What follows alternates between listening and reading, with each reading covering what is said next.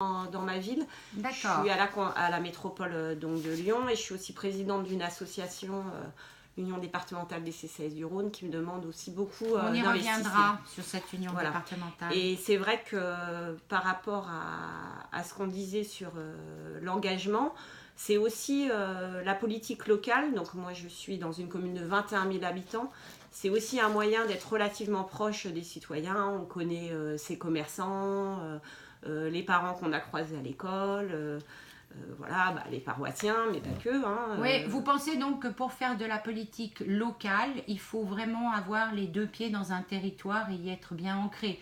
Il ne vous viendrait pas à l'idée d'habiter Lyon et d'être élu de Saint-Genis-Laval, alors que c'est la métropole. Oui, alors après, peut-être qu'un jour je déménagerai à Lyon ou dans une autre ville, mais là, je suis depuis 1998 à Saint-Genis-Laval.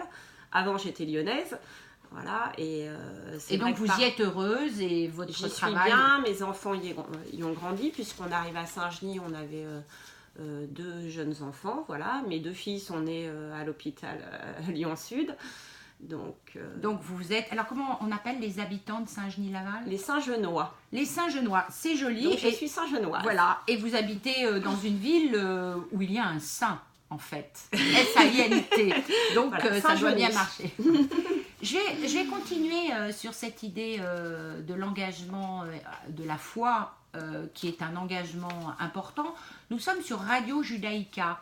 Est-ce que vous pensez aujourd'hui que la France se communautarise trop? Est-ce que, et on le voit bien, on reçoit à ce micro un nombre important d'élus qui nous disent qu'ils sont un petit peu, ils commencent à être effrayés, même s'ils sont optimistes, sur ce repli sur soi. Qu'est-ce qu'il faut faire? Qu'est-ce que vous, en tant qu'élu, avec une foi en vous, pouvez aider, faire? Alors, je pense qu'effectivement, peut-être que c'est plus visible aussi, le communautarisme. Après, le repli sur soi, il naît souvent aussi du désespoir, de la misère. Et je pense que le principal aussi objectif, c'est de redonner confiance aux habitants, de leur donner envie aussi de s'impliquer dans leur cité. C'est aussi en étant acteur de la cité que finalement Et comment vous allez les chercher? Par exemple à Saint-Genis-Laval, est-ce que vous avez des communautés, allons-y, turques, maghrébines, juives, enfin je ne sais pas, des gens pauvres qu'il faut aller chercher?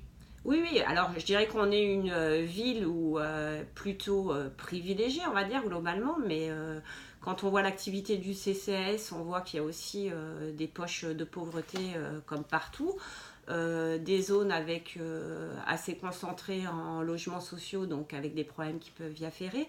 Je crois que la ville, elle a quand même beaucoup agi. Il y a une maison de quartier qui a été reconstruite parce qu'elle était vraiment dans un état pitoyable, et là je dirais qu'il y a des vrais projets de société où on essaie d'impliquer aussi les habitants. Alors après, je dirais faut être sincère, il y a aussi des problèmes comme partout. Au niveau de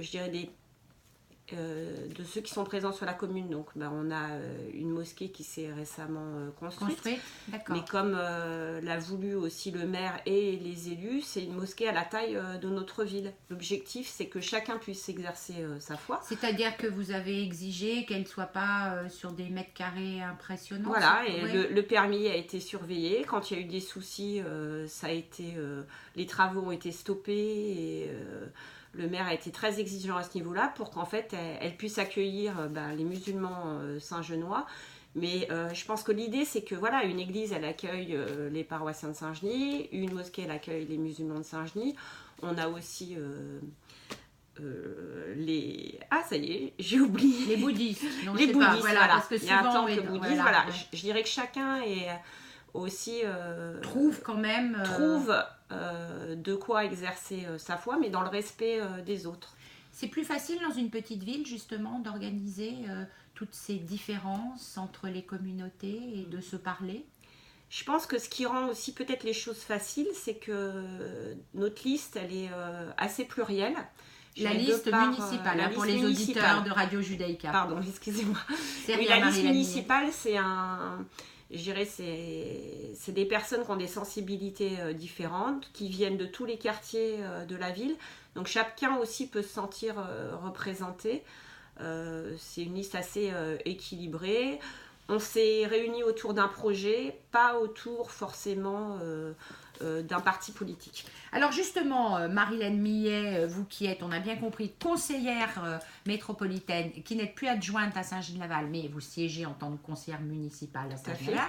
En fait, vous mettez en pratique, au fond, le non-cumul des mandats, d'une certaine façon, puisque vous n'avez pas un mandat exécutif dans votre ville, mais voilà. À la communauté urbaine, vous vous occupez plus particulièrement, vous avez dit, du CCAS, c'est ça? Alors, l'Union départementale des CCAS, c'est une association que je préside. Là, c'est lié à mon mandat municipal.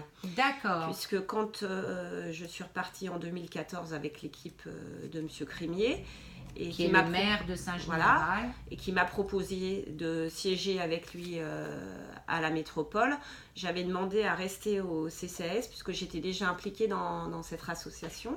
Le CCAS, ça sert à quoi? Ben, ça sert à développer déjà une politique sociale sur une ville. Ça sert aussi à accueillir des personnes qui pourraient être dans le besoin puisque les CCAS gèrent l'aide facultative. Et je dirais qu'aujourd'hui, les CCAS sont même renforcés de par la métropole, puisque maintenant, il y a aussi articulation des compétences entre la métropole et les CCAS. Et au niveau de l'union départementale, on a été énormément associés à ce travail partenarial. Donc, vous aidez les jeunes, les vieux, tout le monde? On aide tous ceux qui en auraient besoin. Après, je dirais que dans notre ville, le CCAS gère aussi 2 établissements de personnes âgées. Donc 2 résidences qu'on appelle maintenant résidences autonomie, depuis la loi de l'adaptation de la société au vieillissement. Voilà, avec des actions spécifiques pour lutter contre l'isolement des personnes âgées. Personnellement, c'est une je crois que vous vous cause qui me tient à cœur. Ouais. Voilà. Expliquez-nous. Donc, votre cause à vous aussi. Voilà. C'est-à-dire comment on met, quand on est élu, finalement, et c'est formidable, ses valeurs au service de son action. Alors, je dirais de 2 manières. En tant qu'élu au niveau de l'Union départementale des CCAS, avec d'autres partenaires, dont le partenaire historique Les Petits Frères des Pauvres, je fais partie de la coordination Mona Lisa, la coopération qui s'est développée sur le territoire, et qui sert à se mobiliser dans la lutte contre l'isolement. Donc en fait, on a des partenaires comme la CARSAT, l'URIOPS, donc les Petits Frères des Pauvres que j'ai déjà cités, des associations comme le Paris Solidaire, l'association Alerte. Vous gérez combien de personnes? Alors là, on est une vingtaine, entre 15 et 20 partenaires, puisqu'on a aussi des partenaires bailleurs sociaux. Et l'objectif qu'on va développer sur l'année 2018, c'est d'organiser des rencontres pour mobiliser aussi les citoyens. Parce que l'objectif de cette mobilisation, c'est vraiment de redévelopper l'esprit citoyen. Quand vous parlez par exemple tout à l'heure de lutter contre le communautarisme, moi je crois à la solidarité de voisinage et aux relations qu'on peut aussi recréer. Autrefois, les familles restaient assez groupées. Aujourd'hui, elles sont beaucoup plus éclatées, ce qui peut aussi générer des situations d'isolement. Donc, Mona Lisa, c'est une très bonne façon de lutter contre l'isolement. C'est aussi une manière d'apprendre à travailler ensemble, puisqu'on a aussi des partenaires comme la métropole de Lyon et la ville de Lyon. Et avec une gouvernance aussi qui est assez plaisante parce que c'est pas une gouvernante. Une gouvernance. Voilà, c'est pas une gouvernance comme on a en politique, c'est vraiment une gouvernance. C'est-à-dire qu'elle n'est pas autoritaire. Elle n'est pas autoritaire, c'est très participatif. Alors des fois c'est un peu plus long parce que on a des échanges, des débats et voilà, il faut arriver à se mettre d'accord. Mais ce que je trouve génial là, c'est qu'on est en train d'organiser une manifestation et on fait appel finalement à ce que chacun peut nous apporter. Par exemple, le CRIAS va nous dire oui, moi je peux vous aider sur le plan de la communication. Un tel va dire, comme la ville de Lyon, moi je peux vous mettre des locaux à disposition. Voilà, chacun apporte sa petite pierre. Sa petite pierre, sa chaise. C'est une gouvernance importante. On espère qu'en politique, mais on attend que vous essayiez de l'organiser aussi au plus haut niveau de la métropole avec d'autres personnes. Vous avez dit projet. C'est le projet qui vous intéresse, c'est pas le parti politique. Alors, j'ai une autre question à vous poser, assez basique. Emmanuel Macron a fait sauter d'un verrou énorme les partis politiques. Il prend des décisions qui peuvent paraître surprenantes. Personne ne bouge, tout le monde est dans l'attentisme le plus impressionnant.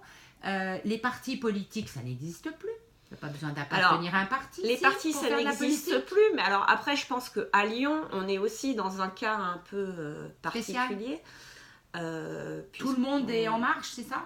Non, tout le monde n'est pas en marche, mais on a quand même vu la majeure partie des anciens socialistes basculer en marche, ce qui rendait un peu le cas un peu plus particulier, avec notamment des personnes qui n'étaient pas forcément neuves. Il fallait être élu, il voulait se faire élire à l'Assemblée nationale. Allez, on va le dire comme ça. On est en toute franchise. Voilà, mais moi aussi, je suis assez franche. Donc, ouais. Voilà. Parce que qui est votre député, vous, dans votre... Thomas Gassillou. Thomas Gassillou, qui est un républicain en marche, pour le coup. Républicain en marche. Tout neuf. On l'a reçu ici, d'ailleurs. Passionné d'armée. Jeune député, voilà. Qui est... Mais lui, il ne vient pas des socialistes, en fait. Non, il ne vient pas des socialistes. En fait, d'ailleurs, il a commencé sa campagne, plutôt une campagne de rassemblement, je dirais, autour d'un projet. Et je dirais qu'il a basculé aussi au moment où l'opportunité se présentait. Mais voilà, finalement, la politique, c'est aussi une question d'opportunité. Marie-Hélène Millet, je voulais vous poser aussi une question, puisque vous êtes une femme et qu'on a vu depuis des semaines et des semaines le hashtag balance ton porc. Et puis quelques jours, il y a quelques semaines également, une tribune de Catherine Deneuve qui prenait plutôt parti pour les hommes et pour le fait de se faire draguer. Et puis le L, il y a 15 jours, qui remet ça sur le tapis. Comment, quand on est une femme en politique, alors que la parité est là, vous l'avez dit, en 2008, on cherchait des femmes. Aujourd'hui, les femmes sont partout, aux plus hautes responsabilités de l'État. On le voit, elles sont ministres et pas simplement ministres de l'éducation ou de la santé. Ou des personnes âgées. Comment est-ce que ce débat doit avoir lieu vraiment et est-ce que vous y participez? Qu'est-ce que vous avez à nous dire là-dessus? Alors effectivement, je pense que dans tous les débats, et à un moment, quand les affaires sont sorties, il y a toujours une forme d'excès. Je pense que finalement, ces excès, ils sont souvent nécessaires, même si on peut parfois regretter. Ouais. Voilà, je pense qu'il y a beaucoup de souffrances, beaucoup de choses aussi qui sont tues. Le sexisme en politique, c'est clair, on ne va pas le nier, ça existe. Je pense que vous avez pratiqué aussi ce milieu, donc vous connaissez ces travers. Après, je pense que ce qui est important, c'est comme dans tout ce qu'on fait, il faut essayer aussi d'être crédible. On n'est pas juste là pour être une belle plante ou une potiche sur les photos, mais voilà, faut aussi... Ça veut dire qu'une femme doit être encore plus forte, encore plus intelligente, encore plus compétente, le plus... Ça appartient à ce monde de la femme en politique? Alors je pense qu'en fait, la mue, même si la parité est depuis 2008, finalement, si on réfléchit, c'est assez court comme temps. Donc la pleine reconnaissance des femmes en politique, je pense qu'elle n'est pas encore réalisée. D'abord aussi, il ne faut pas se cacher, il y a beaucoup d'élus encore qui